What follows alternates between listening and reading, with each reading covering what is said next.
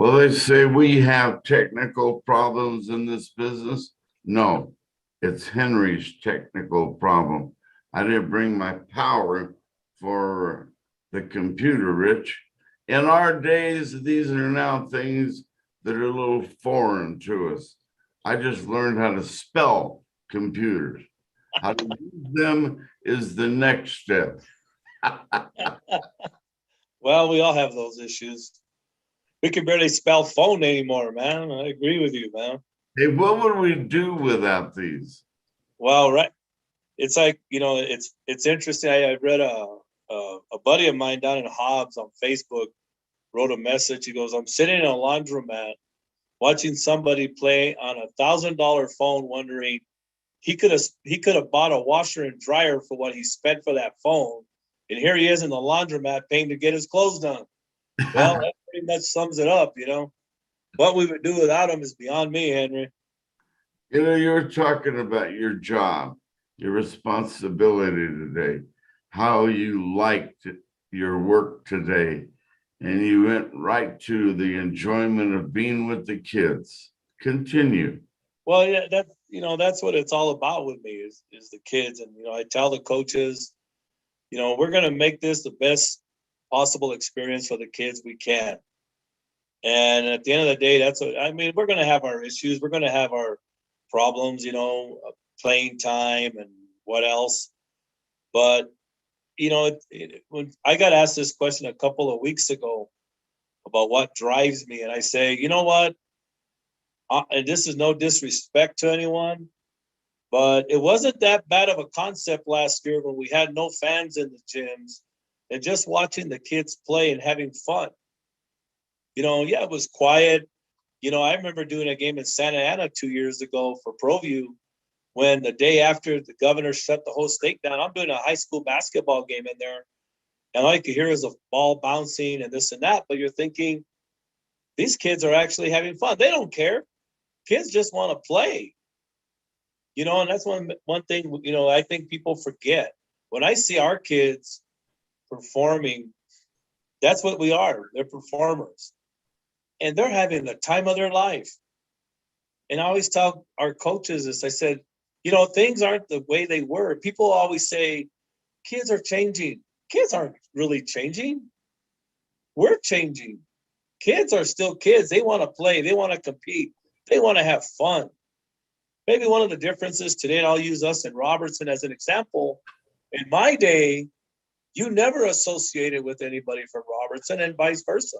You didn't even date a girl from Robertson, but things are different. A kid's going to give you all they have for whatever time is on that clock or how many innings or whatever the match is. And then 15 minutes after that game is over, they're going to go on with their lives. They're going to go to McDonald's. They're going to go to Arby's. They're going to go associate with their arch rival. And us as coaches and parents, we're going to take it home, and it's like the end of the world. Kids just want to play. Kids just want to compete. Our cheering sections, when you see the kids in the student sections having a good time, they're cheering on their friends. They're cheering on their buddies. That's what it's all about.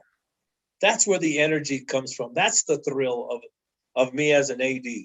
When you see the cheerleaders, you see the band, you see your dance team. Hey, man, those kids are just doing what they love. They're doing what they love. And after that moment's over, they just want to go on with their life. They put all that behind them, and it's just that. So that's what it really is all about, Henry. Is those kids are making memories the same way we made memories. Although we didn't have this to take a million pictures, but and I always tell the parents that at our meetings, take pictures, take as many pictures as you want, please. But yeah, that to me is what it's all about. If those kids are not having fun, and not every kid's going to be the starter, not every kid's going to be the sixth man, not every kid's going to be the quarterback. There's going to be some kids that don't make the team. But they're still in that school, even the high school kids that don't play sports. You want them to be part of it. And we encourage all our students to be part of it. Be part of this. This is your school. It ain't ours. I came here. We did our thing. This is your school now, and it's going to be your kids' school. It's going to be, what legacy do you want to leave behind? So I don't know if that makes much sense, Henry, but that's kind of like the way I look at it. Yeah. Well, you're always so up, and I appreciate that positive attitude. I told you earlier, when I'm around you, man, I feel like shadow boxing. I feel like running one more lap, one more mile. It's something about you, coach, that's it's one of those innate qualities that God gave us. You and brother and Billy and your sisters, automatic inspiring people, motivators. Being around you makes me want to be better. That's the thing about you and Gary, that because I'm not around Billy as much as I am you and your brother Gary, but you inspire. That's the number one quality I always saw in great coaches that I had. They inspired me to be better. They inspired me not only to start, but to finish the project too, and to give everything I've got. And they expected me to bring an A on my report card to the football field when we all checked grades. We did it amongst each other because we had that contract with one another. Trust me, I'm going to be there for you all the way. Coach has his unwritten rule book here, or laws or contract. You don't write your signature, you give him your heart and soul. And all our teammates did that. But you inspire kids to be their ultimate best. That's what I like about you and Gary. And that's what I see you doing on the campus of West Las Vegas. Is that truly one of the unwritten rules in your job description? Well, first of all, thanks for saying all that, but it is. We all have those unwritten rules, and I know some people think it's a rah-rah talk, and I get, I know a lot of coaches don't buy in and that's fine. A lot of people are going to say, come on, man, that you have to, what about your coaches? What about this? I've had coaches tell me, well, what happens if I don't win? Are you going to fire me? Well, that's not up to me to decide. What's up to me to decide is how you treat that kid. Are you gonna, because and I'm gonna be honest, Henry. I'm gonna be 100% honest, and I have said this publicly.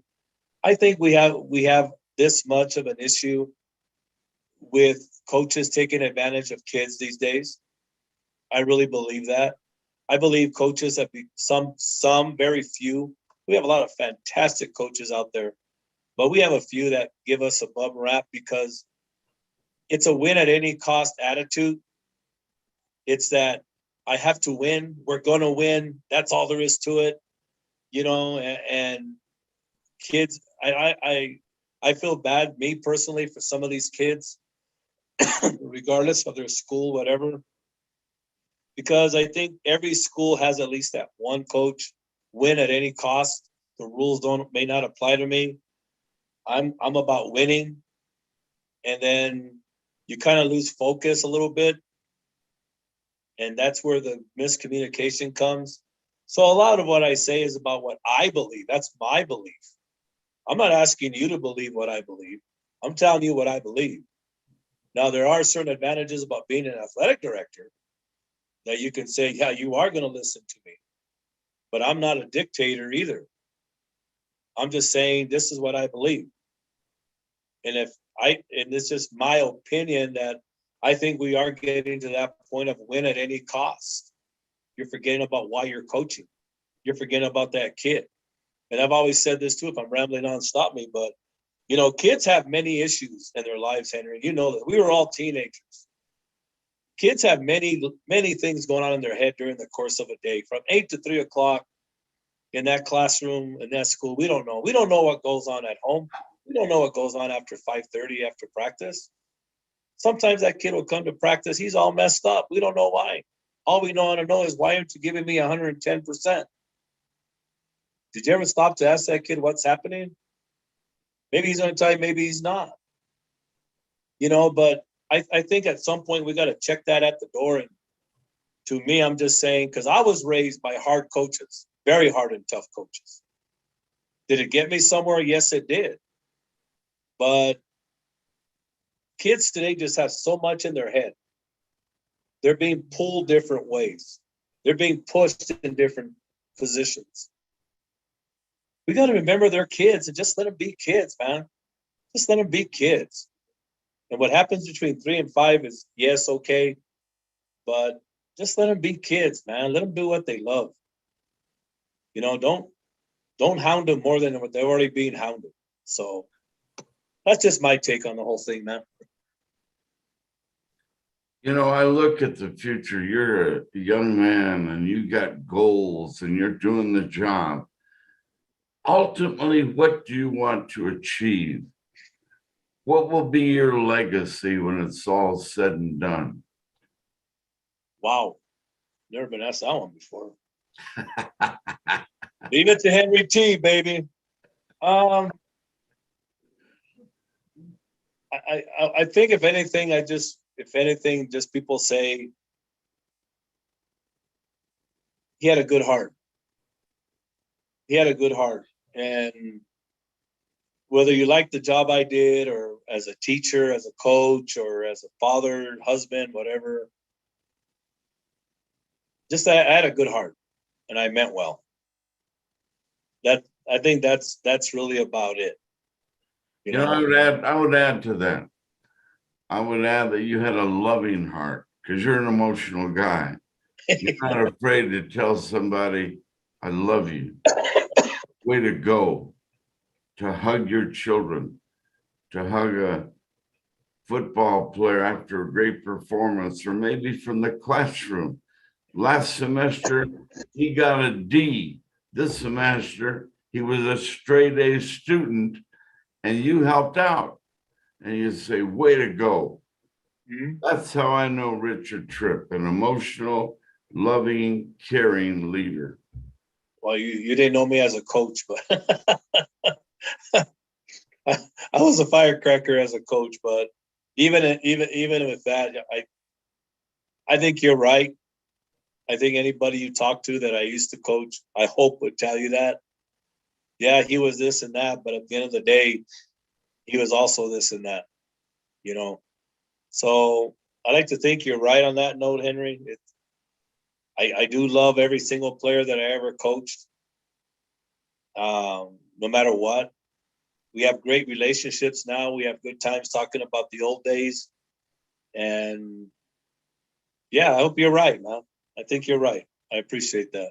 And you're a competitor. Man, when you get there on the floor and the field, you want to be the best West Las Vegas Dons team ever. Right. I know you're a great competitor. In fact, you've been talking trash about Henry T. To go up with my brand new sneakers and my brand new ball. We're going to play on your court and we're going to see what's up. There's only one problem, Richard. What's that? What hand do I tie behind my back? Well, if you're playing me, you're going to have to tie both behind your back, man. And spot me 9 right off the bat, dude, because knowing you'll find a way. Yeah, man, we'll put you on that beautiful floor down there, and only thing is, it'll be empty. I ain't gonna have anybody watch me lose, But yeah, you're a strong competitor. I like that about you. Well, and I think the feeling's mutual is that when you do compete every day in life, you're competing for something. You're competing for survival. You're competing to stay alive. You're competing for your job. And every day you have to perform better than the day before. And you're right. When you get on the floor, on the court, on the field, of course you want to win. I haven't met a player yet that said, I hope we lose today. I've never met a coach that said, I'm coaching to lose today. I don't care. We're coaching to lose, guys.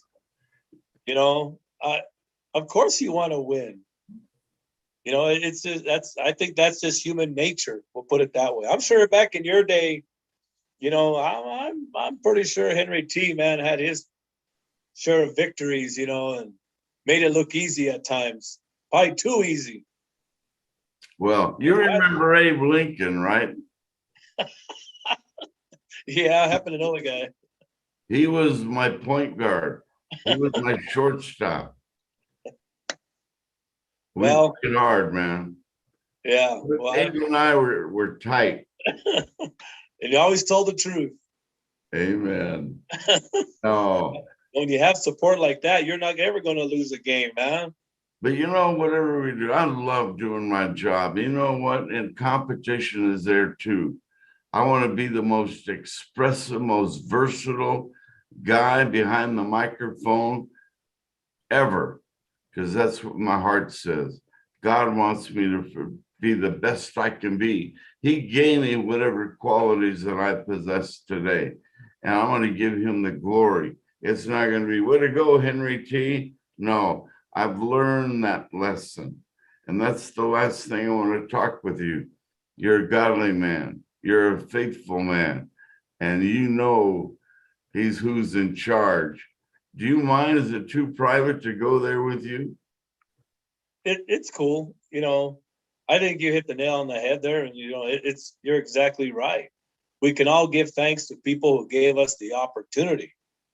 Me in broadcasting, I can give my props to Manny Lucero, who allowed me to join him on a broadcasting, and the rest took off. But it was through the grace of God that, number one, gave Manny the will to call me.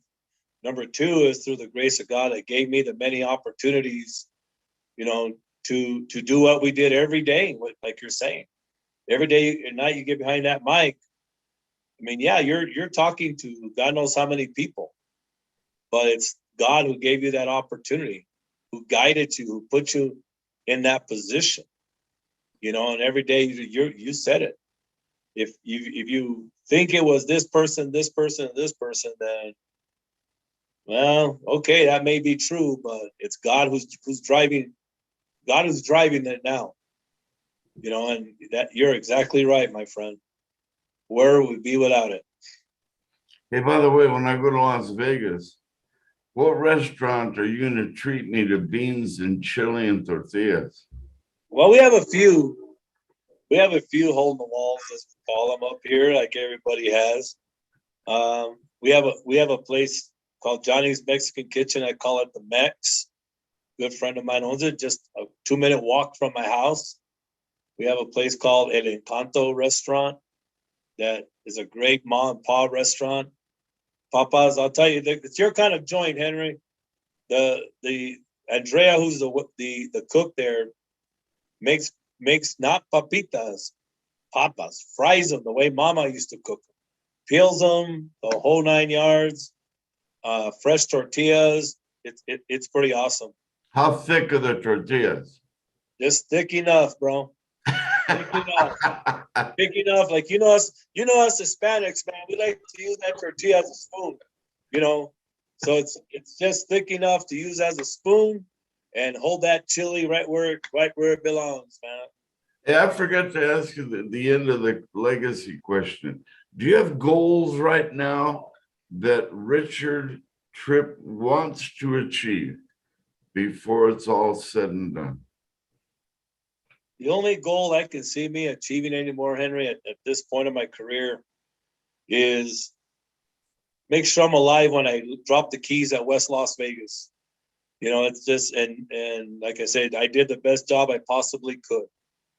And that's the primary goal. It's not about winning awards. I've won awards as a broadcaster, as you have, and they're on a shelf. But right now, I think the main goal in life is just when I drop the keys, he did the best job. I did the best job I could. I left it better than I found it. I want our people to know that I gave it 100%. And because I tell people, this is the last rodeo. I left a great job at Highlands to come back as the AD. Highlands took very good care of me, being the voice of the Cowboys. But this is the last rodeo right here. So I want to make sure when I do leave that I left it better than I found it and leave it in a good place.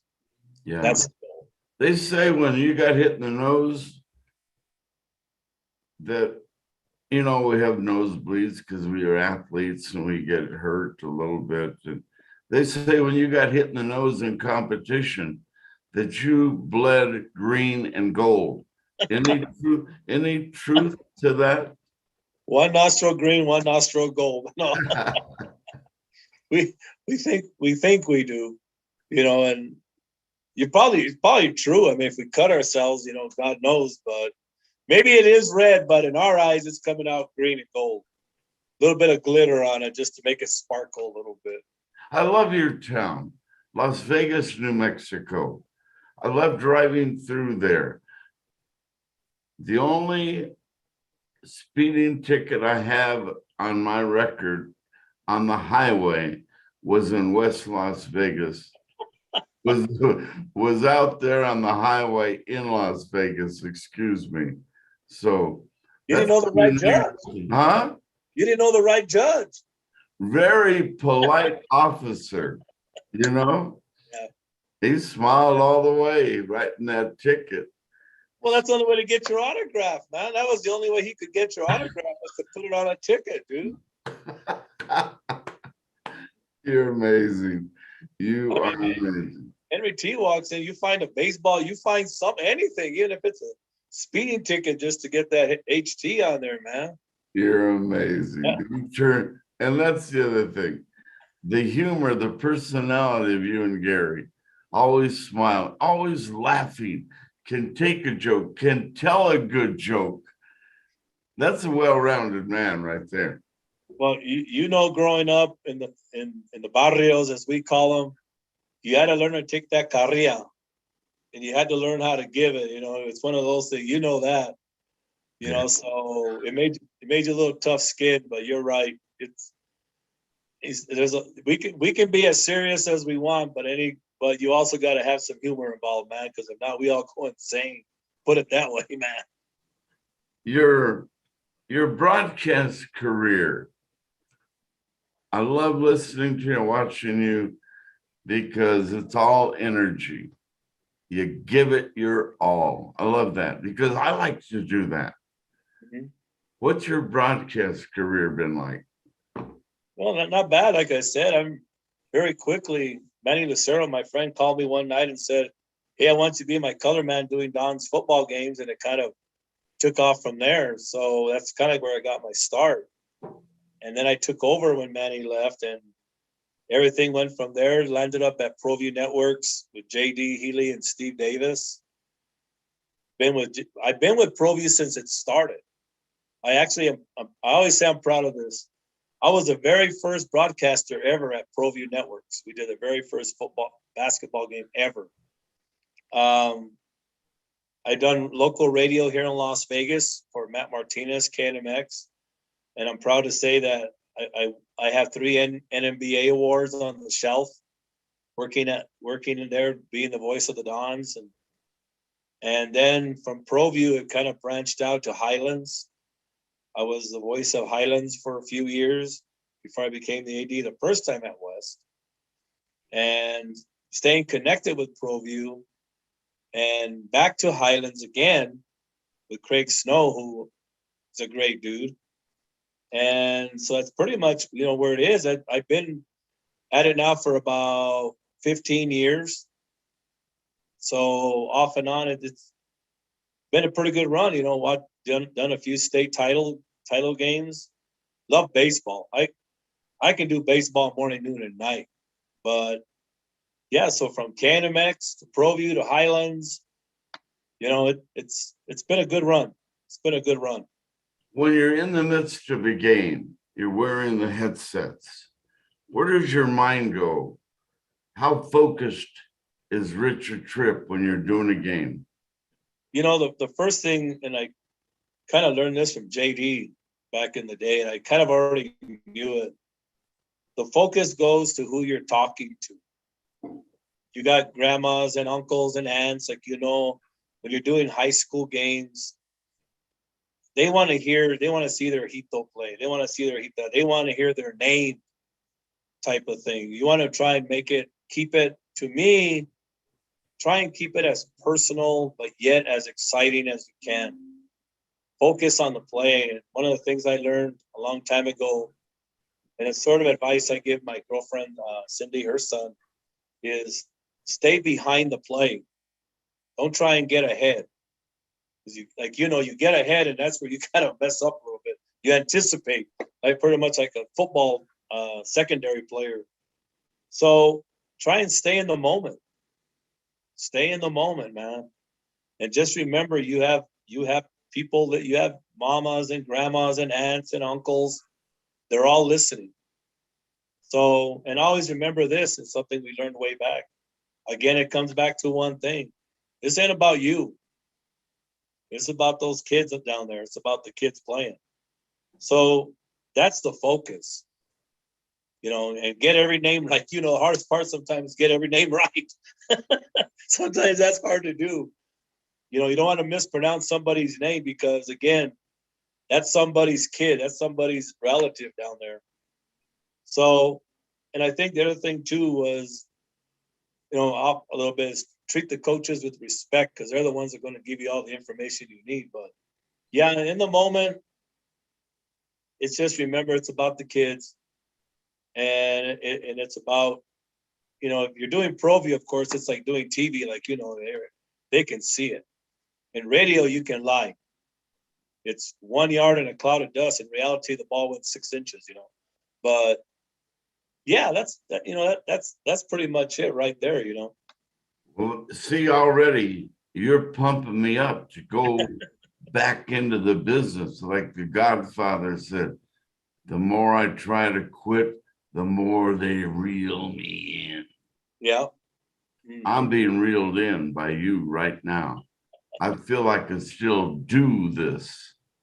I get a phone call at least once every week or every other week from Steve Davis. Let us know. And I'm grateful for that. The job right now at West just has me so, I miss it. I miss the guys. I miss all the dudes at ProView. This is the first selection show the other night I didn't do. We did the very first selection show, believe it or not. Mike Foote and I did the very first selection show about 15 years ago for baseball. And it just spiraled from there. And Mike, I know that. Oh, good guy. Love Mike. And it just took off from there. And that's good to hear, hey, man, if you ever want to do a game. But right now, like I said, I'm so overwhelmed with my job that, like you want to get back into it. But in my case, it's about, I got business to take care of first, but I miss it. I'm not going to lie. I miss the guys. I miss the people you work with, man. You know that. I'm sure you work with so many great people. I remember, some of the dudes you used to have working with you when you were doing the Lobo games, man. Those are good times, bro. Those are good times, man. Well, I'll never forget those relationships. Those relationships are still with me. Right. As we wrap up our show today, what's the last thing you want to give the audience? Well, I'm going to be selfish here, Henry, a little bit, if that's okay with you. It's like I said at the top, and I mean this sincerely. Anytime I get an opportunity to speak about our great students and student athletes at West Las Vegas, that does a lot for me. I don't have to mention names. I don't have to mention who the star player is. All I can say is our student athletes are second to none. Our students are second to none. And the other thing too, Henry, is this, I'll say this about our town, is I know sometimes people give us a bum rap. Oh, you're from Vegas. Like, oh my God. No, man, we got some fantastic people here, dude. We got some great people living up here. We got great scenery. We got mountains, man. We got colleges. Wow. We have a great university at Highlands, JC at Luna, the United World College. It's such a great place. Very proud of. I'm very proud to say I'm from Las Vegas, and I will never say anything. We can talk bad about us because we're from here, but Never, bro. It's just about that. And I just want to, if anybody, I just want to thank everybody who's always supported me, man. Starts with my mom, but people like you, getting to know people like you're an idol, dude. I don't care what you say. You have meant so much to people in my profession. You've meant so much to broadcasting. You're a pioneer, and I've told you that. So everybody that's always been in my way that has helped me and kept me pointing in the right direction, man. I just want to say thank you. And man, that's really about it right there, man. And to say that I was on the show with Henry T, and I got to put it up there, dog. I mean, I got to put it up there, man. So thank you, Henry. I want you to know how respected you are, how much you're loved throughout New Mexico. And I'm one of your brothers because I know you. I'm so proud of that friendship. And I love the way you broadcast and the way you treat your kids, your leadership. He's organized. You got to be organized to be an athletic director. This guy is the epitome of organization. Thank you for being a guest on this show today, Richard. Man, I'm overwhelmed. And we had fun again. Way to go. Well, thank you, Henry. I can't say thank you enough, my friend. Say hi to Gary and Billy and your sisters. I Give will. them a big hello, a warm hello. I And will. we'll meet again right here. Yes, And sir. I'm God gonna bless you, drive Henry. up, and you're buying I'm buying. Heck yeah. Billy, man. You Papa, own it now. yeah, you got it, bro. Love you. Take care, buddy. God bless you, Henry T. God bless you, Coach. Take All care. right, bro. We're out. We're out. Thank you, ladies and gentlemen. Our sponsors, what would we do without them? And they're always there for us. And today I'm going to have a meeting with the Amastoy family. And thank you to Kevin out there at the canteen and the Tabit family, Racks. Oh, man, what a building supply opportunity you have there. Fix your home, build a home. Go see our friends at Racks and Richie and Kenny and all those people. Man, they're good to us. Thank you very, and Ben Lucero out there at Indigo Mortgage, my buddy. Man, you can't beat what he's going to offer you today. If you think you got him beat, call him. He'll beat him anyway. Good man, great athlete, great guy. These are great people that care about our kids. And the kids and coaches and athletic directors are going to be right here. See you later. Thank you for joining us here. Henry T, Game Face Live. Jimmy Tran, the finest producer of all time. Or let me say it, of all times. Jimmy Tran, thank you. And all the guys at ProView Network, thank you too. See you later.